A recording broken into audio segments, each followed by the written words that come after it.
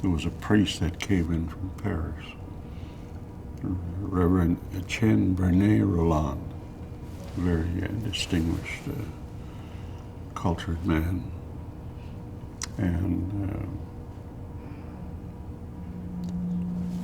he had the records on us. I was 12 years old when he came. It was 1947.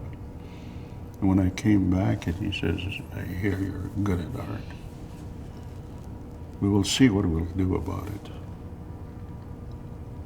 And I think that man was God sent, for me anyway, because my art started to develop. By the time I was 15, I painted in one of those, the Madonna and Child. And I had no real training. I could do that. Well, he allowed me to. See, he was redoing the church, the chapel, and he needed some paintings in that. And I defied everything that was taught. I made the mother and child native, and it scandalized the religious community. And they weren't going to have it, and blah, blah, blah. But there was enough younger priests against the old, so I think somewhere Father Roland, he was pretty authoritative, and very knowledgeable in art. So I think he straightened them out, Anyway, after that, I did two other paintings, St. Joseph Carpenter and Sacred Heart. No, Sacred Heart and then St. Joseph, the last piece. So I had three works in the chapel. And that was the beginning of what was to become. People called me artist. I didn't even know what the heck they were talking about. Well, then there was a group of people in the town of St. Paul.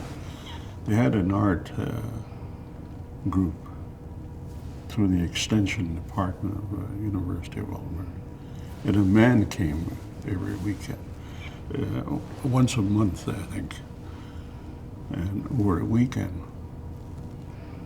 And I joined this group. It was a community group, adults and all that. I was the youngest kid in that group. And there was two other girls that were, they were young like me. So there was three of us, and we kind of joined together because we were up against older people, who knew everything, and blah, blah, blah about art. But we siphoned up everything that the professor taught. And the professor then made arrangements with Bernet Roland, Father Roland, for me to go to Edmonton to do private tutoring under this professor. So that summer I went. I lived at Collège Saint-Jean overnight. I ate my meals there, and then I took a bus on 95 and 118th Street, somewhere in there, in that zone, that area. And that's where he had his little shop, art place. And there was two students, myself and another lady. I think the last name was Arapko. She was older than I was, and she was very articulate. And she came from she was a daughter of a doctor, so, more society prone than I was. But we both got the same lessons from this Professor Altenberg. And Saturday he would take me to university library through his ticket to the library. And he would take out books for me, and he would say, "My boy, look at the pictures. Do not read.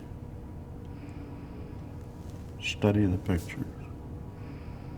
Study at what you are looking at, what you're seeing. Study. And then once you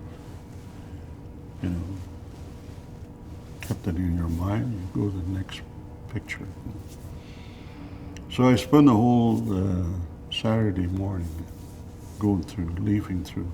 But he would take books out of the library for me. I didn't choose, he chose. And so I studied the pictures. And I didn't read. I could read, but I didn't read. And I studied everything in that. And then when he'd come back, we'd go take the what do you call that? Not the subway, but the bus line, I forget what they call that. Trolley. The trolley buses. Back to 95th Street, 118th. Well, it was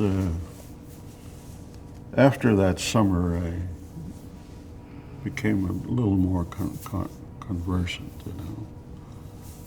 And I was pretty young, and I didn't finish high school, so through the high school, I went to grade 10, and then I lost this professor at the age of, I think I was grade 10, I was about 18, going to 18. And then I got transferred to Saskatchewan, St. Thomas College. And there I did all the artwork for the crest, and design all kinds of things, So my art continued, I made a lot of these famous hockey crests, and even the jackets I redesigned it for the college. It was more popular the way it is because it was more colorful, and boys like that than the old red black outfit, And I remember all those different sports championship crests that I created. They all were so good. The people that made that sewed them together, they wanted to know who this guy was. And I was just one of the kids.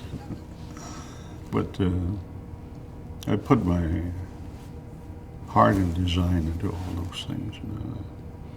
And I would think how proud they would be to wear that, So I try to make it really nice, so they'd be proud to wear it. And they did. But after that, like I said, I went to art school, and that was after the Indian agent denying me to go to Toronto.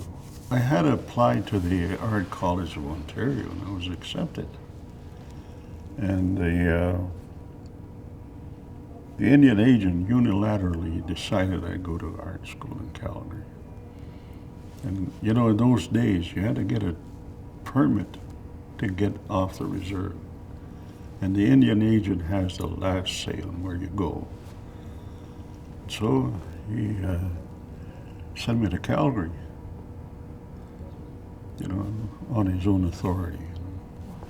So I wound up in the Southern Institute of Technology and Art instead of Art College of Ontario. And that's how we were dealt with. So 287 went to Calgary. 287 was denied access to Art College of Ontario. I often wondered what my life would have been if I'd have gone to Art College of Ontario. I may have never come back here. I may have fought away over there or died over there. 287 is a controlling number for the Indian agent, for the government of Canada or the Department of Indian Affairs. They give us all the numbers. You get that number when you're born, and I'm going to die with that number. 287 is going to, when I die, it'll die, but then the other members will carry on part of that 287. And so that 287 is just like something a burr in a saddle, It's always there. It's uncomfortable. So I decided to expose it I signed my paintings 287 for quite a long time, up to 1977, I think. And when I was exhibiting in Sweden, I had no cause with the Swedes, so I stopped using 287. I just signed my last name, Janvier. And for a long time, I stayed out of that 287. But in most recent years, I signed it and put 287.